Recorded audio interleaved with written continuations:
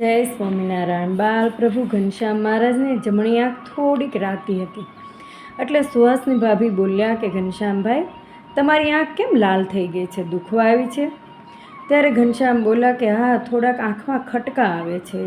તેવું સાંભળીને સુહાસની ભાભી બોલ્યા કે મારી પાસે એક આંજણ બહુ સારું છે, આવો તમને આંજી આપું. ઓસરીમાં ઢોલિયો ઢાળી તેમાં ઘનશ્યામને સુવડાવી અને આંખમાં આંજણ આંજવા લાગ્યા. ત્યારે બોલ્યા કે ભાભી, આ તમારું આંજણ તો બહુ સારું ઠંડુ લાગે છે, માટે બીજી આંખમાં પણ આંજો ને. એમ કહી બીજી આંખ ઉઘાડી એટલે તે આંખમાં અનેક બ્રહ્માંડ દેખાતા હતા.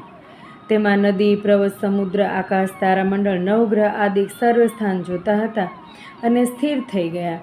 ત્યારે ઘનશ્યામ બોલ્યા કે ભાભી, કેમ ચૂપચાપ બેઠા છો? આંજણ કેમ આંજતા નથી?